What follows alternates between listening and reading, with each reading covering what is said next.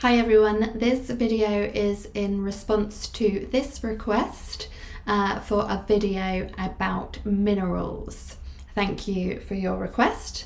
Now, I'm not sure exactly what you want to explore in regard to minerals, so I thought we'd begin with some basic principles in relation to the temple body and to the inner alchemy. Minerals create the material world. The earth is made of minerals, our bodies are made of minerals, and minerals are responsible for all the biochemical reactions, all the alchemical reactions of the body, including being the basis of all organ and cellular structures. Yes, in and through us, minerals are us. The macrocosmic mineral generator is our solar system, and the microcosmic mineral generator is our solar plexus. The stars and other cosmic objects forge and deliver all the atoms of known life, which then coalesce to make minerals and eventually create what we call reality. And through the process of digestion, the organs and glands governed by the solar chakra energy center set the atoms in food free, creating what's known to alchemists as prima materia. Consequently, minerals of all kinds are formed from or by prima materia and go about generating and regenerating our bodies. So we are literally a microcosmic generator of minerals in our solar plexus in this way. What's known as the mineral body in esoteric teachings is parallel to the alchemist's inner salt body, which is also akin to the solar body or the Soma Heliakon. The mineral body is the layer or sheath of your body that creates and builds the cells of your body. Some call it the astral body or atomic body because this layer of our being is semi-manifest, astral, and comprised fully of atoms that are integrating and transmuting to create physical cells, billions of physical cells. It's this layer of our being that we tap into when deep healing occurs, when chemicalizations and alchemies begin to alter. Because the actual atomic form and DNA of the body is reordered. This invisible inner body is sometimes called Proteus. It is the life-maintaining principle in the body. We could also call it the molecular body because photon light, which is electromagnetic energy, creates electrons. Electrons create atoms. Atoms create molecules, which are akin to minerals or cell salts. Molecules create cells. Cells create tissues. Tissues create organs, and organs organize into systems, and systems organize to create the body. In short, photon light, electromagnetic energy, electrons, atoms, molecules, cells, tissues, organs, systems, the body. And the mineral body, comprised of atoms and cell salts or molecules, hovers in this region of manifestation right here. Minerals building and passing in and out of our cells creates our bioelectricity, which allows us to think. Not only does this electrical system run the body, but it is actually the subtle substance with which thinking is done. This is a fantastic illustration to help visualize our elemental, atomic, star stuff makeup. But the elements listed first, i.e. oxygen, carbon, hydrogen and nitrogen, aren't always considered to be minerals per se. In fact, nitrogen, the alchemist's fire of life, and phosphorus, their light of life, are considered formers of minerals or cell salts rather than minerals themselves. Air contains 78% nitrogen gas. Minerals are formed by the precipitation of nitrogen gas. Differentiation is attained by the proportion of oxygen gas and aqueous vapor that unites with nitrogen.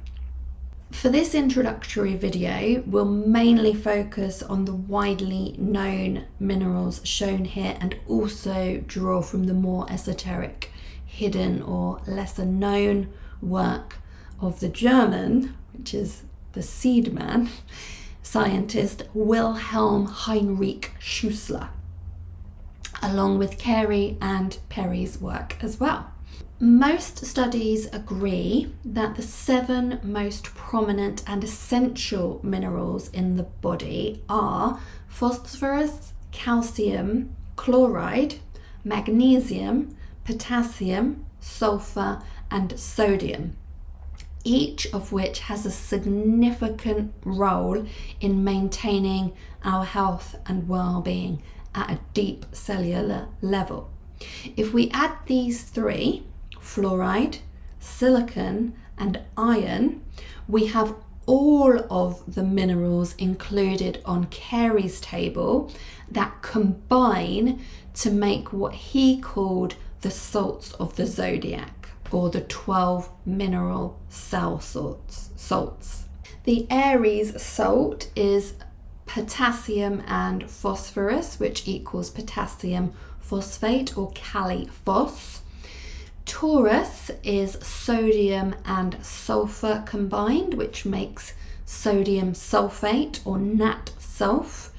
Gemini is potassium and chloride, which equals potassium chloride, Kali-Mur, and so on and so forth. And every one of these zodiac mineral cell salts has a function in building, maintaining, generating and regenerating the actual cells of our being. So it's our mineral body bringing our cellular body to life. And to be clear, all of these 12 molecules are considered mineral salts and builders of cells or cell salts.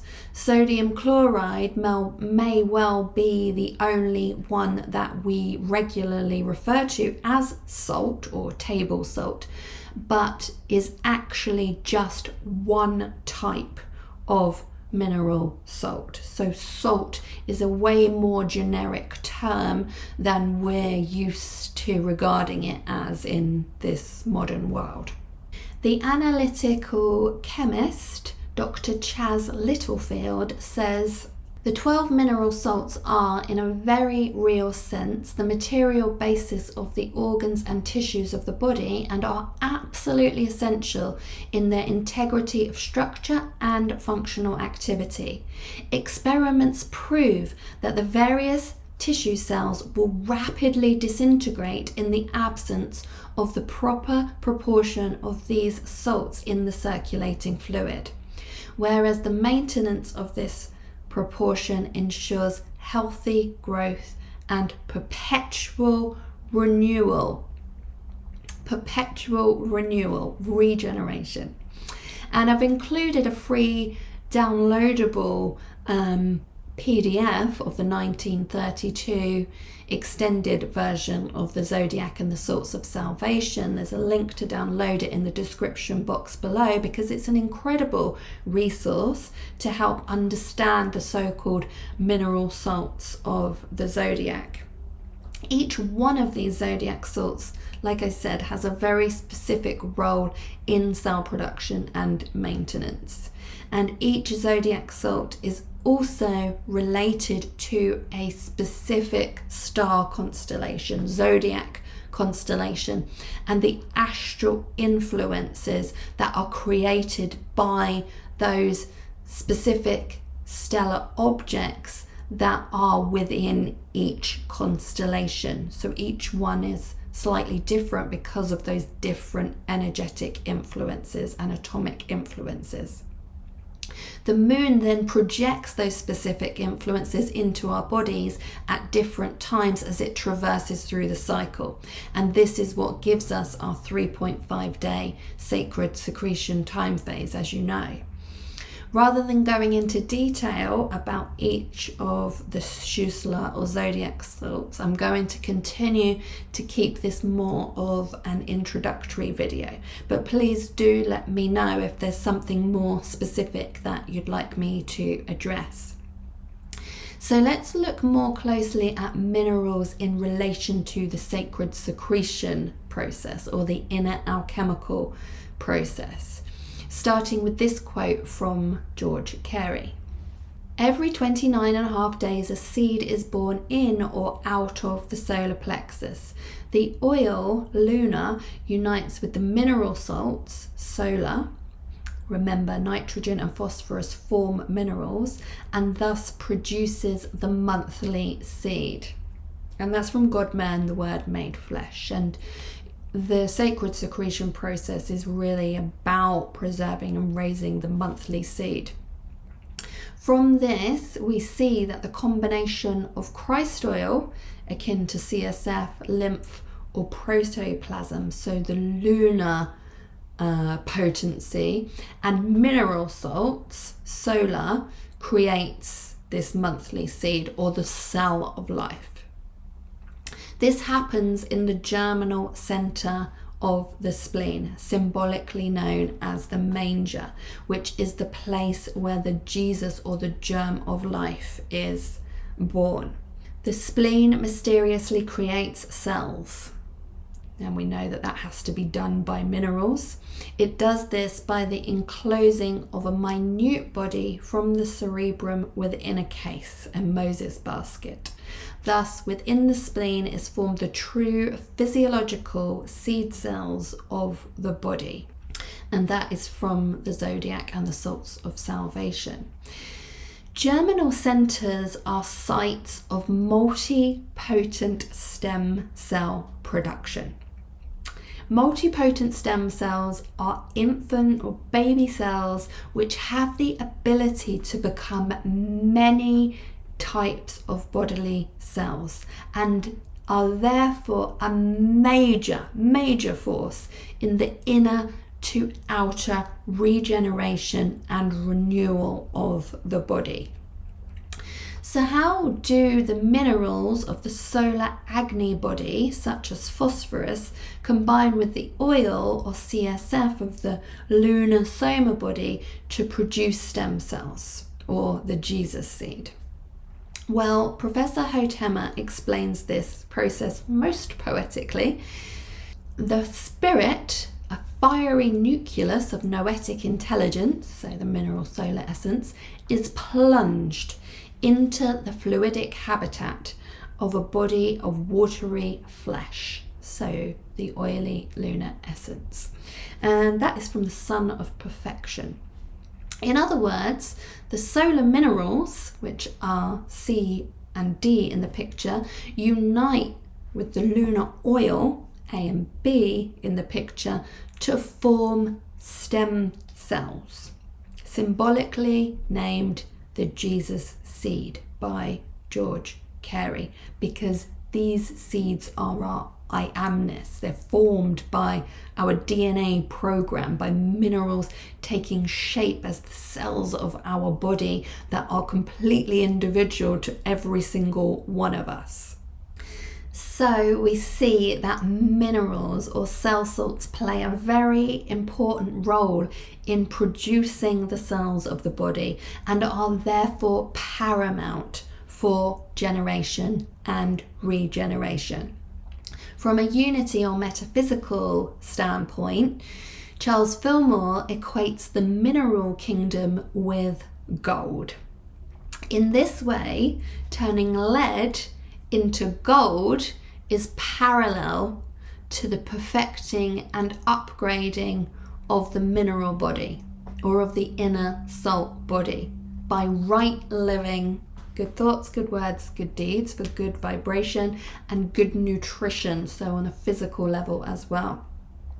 In one of his statements on being, Fillmore says that love, or God, is the force that draws certain atoms together and keeps other atoms apart in order for certain minerals to be produced and thus create reality.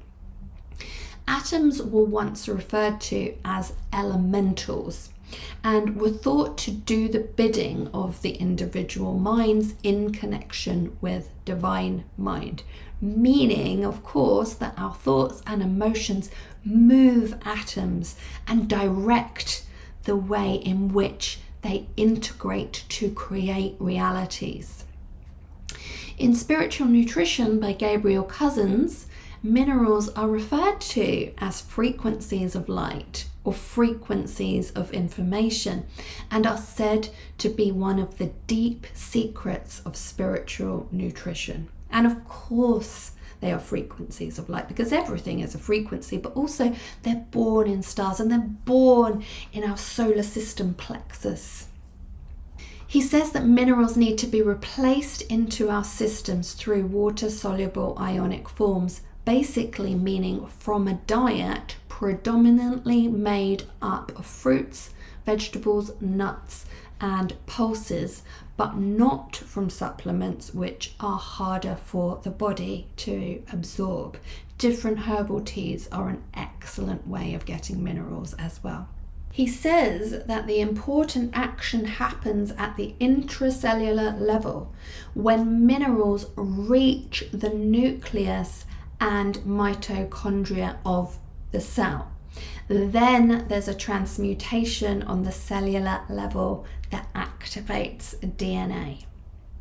In essence, the process he's referring to is that which we assist during our sacred secretion practice, because when we receive bespoke astral or mineral influxes or light frequencies via the moon's alignment with our own sun sign, and practice fasting specifically on bespoke mineral dense juices, we prime the body to properly receive and absorb these paramount light frequencies or minerals into our system. As we absorb new light frequencies and minerals, we are simultaneously flushed or purged of physical, mental, and emotional toxins or imprints that were preventing proper cellular function. Dr. Linus Pauling, winner of 2 Nobel Prizes, said you can trace every sickness, every disease, and every ailment ultimately to a mineral deficiency. And this is parallel to what Carey, Perry, and Schussler were saying many years prior, and it fully aligns with the inner alchemy of enlightenment and what the alchemists of old were saying, and of the practice that we now know as the preserving and raising of the sacred secretion. So thanks again for the request, and I hope this video shed a little light for you. Don't forget to let me know in the comments if there's something more specific you'd like addressed. We can talk about the individual salts if you'd like to. The Cell of Life has more detailed information relating to mineral salts and the Jesus seed, and to the regeneration process in anatomical order as we go through that process with each lunar cycle. So thanks again for watching. As always, the links to my books, courses, and other resources are in the description box below this video. May divine light manifest itself in you all, always and in all ways. Namaste.